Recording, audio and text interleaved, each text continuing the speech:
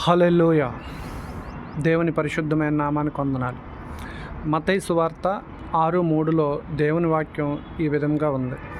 ఏమనంటే, నీవైతే ధర్మం చేయనప్పుడు నీవు ధర్మం చేయనది నీవు కుడి చేతితో చేస్తే ఎడమ చేతికి తెలియకుండవలెను అని చెప్పేసి.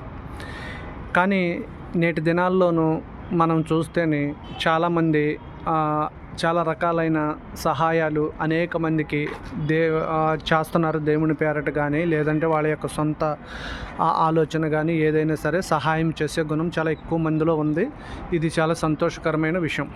అయితేనే చాలామంది కూడాను మనకి తెలిసి కొంతమంది చేస్తే తెలియకుండా ఇంకా అనేక మంది పెద్ద పెద్ద సంస్థల ద్వారా కూడా సహాయాలు చేస్తూ ఉంటారు. ఏమనంటే, ఇలాగ సహాయం చేసేవాళ్ళు దేవుని వాక్యాన్ని కనుక అనుసరించి సహాయం చేస్తే మనము పొందే మేలు ఈ లోకమందు కాదు కానీ పరలోకమందు పొందుతామని మనము గుర్తుంచుకోవాలి కదా.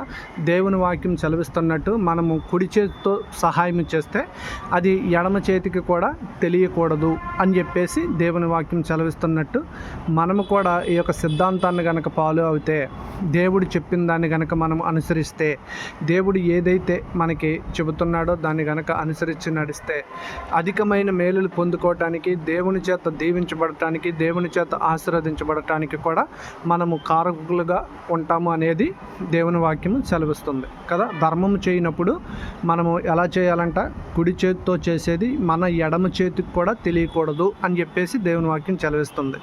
అయితే మరి నేటి దినాల్లోనూ చాలామంది హెల్పింగ్ నేచర్ కలిగిన వాళ్ళు చాలామంది ఉన్నారు. కానీ అయితేని వారి యొక్క పనితీరు లేదంటే వాళ్ళ యొక్క ప్రవర్తన ఏ విధంగా ఉందంటే,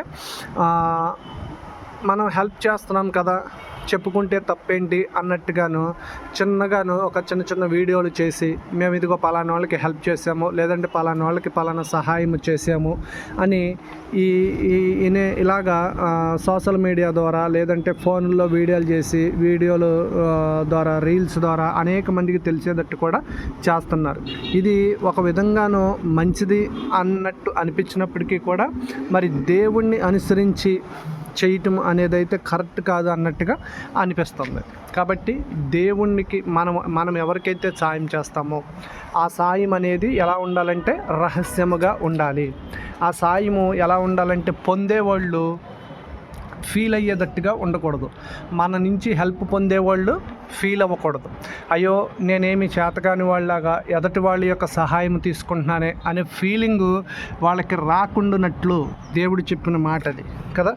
నేను సహాయము పొందుతున్నాను, నా వల్ల ఏమీ కావట్లేదు, లేదంటే నేను ఏమీ చేయలేని స్థితిలో ఇదిగో వీళ్ళ చేత సహాయము పొందుతున్నానని చెప్పి వాళ్ళు లోపల ఫీల్ అయ్యి బాధపడకుండా ఉండినట్లు మనము ఇలాగ సహాయము చేసేటప్పుడు మన యొక్క కుడి చేతితో చేసేది ఎడమ చేతికి కూడా తెలియకుండా చేయటం వల్ల మనము చెప్పుకోకపోవచ్చు కానీ మనము చేసే మేలు, మనం చేసే ధర్మము ఎప్పుడూ కూడాను దేవుని యొక్క సన్నిధిలోనూ నిలబడి ఉంటాయి అనటానికి దేవుని వాక్యమే మనకి రుజువై ఉంది.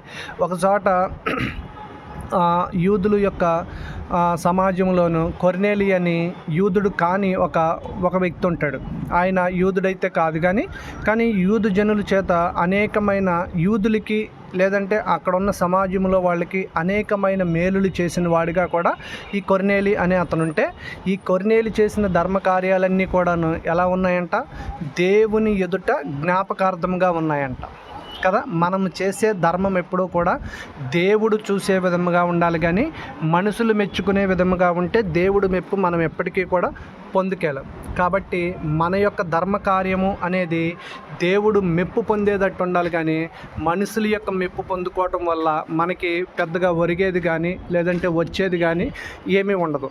పైగా మనుషులు మెప్పు పొందుకున్న మనం దేవుని యొక్క మెప్పుని పొందుకోలేకపోతున్నాం అనేది కూడా మనం గుర్తుంచుకోవాలి కదా. కొర్నేలులాగా మనము ధర్మం చేసినప్పుడు దేవుడే దూతను పంపించి కొర్నేలుతో మాట్లాడతాడు కదా, ఇదిగో దేవుని యొక్క దూత, దేవుడు నీ యొద్దకి నన్ను పంపించాడు, నీవు చేసిన ధర్మకార్యాలన్నీ కూడా దేవుని సన్నిధిలో నిలబడి ఉన్నాయి అని చెప్పి ఆ యొక్క కొర్నేలి గారితో దూత మాట్లాడినప్పుడు కొర్నేలి గారు ఆనందంతోనూ తన యొక్క ప్రవర్తన పిలిపించుకుని ఇంకా దేవుని మాటలు చెప్పించుకుని వినమని దేవుడు సందేశాన్ని పంపినప్పుడు కొర్నేలి గారు కూడా ఆ యొక్క మాటకి లోబడి అనేకమైన ధర్మకార్యాలు చేసిన వ్యక్తిగా కూడా మనం చూస్తాం.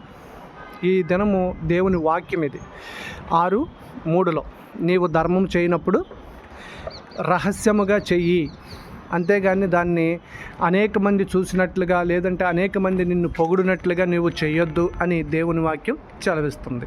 ఆమేన్.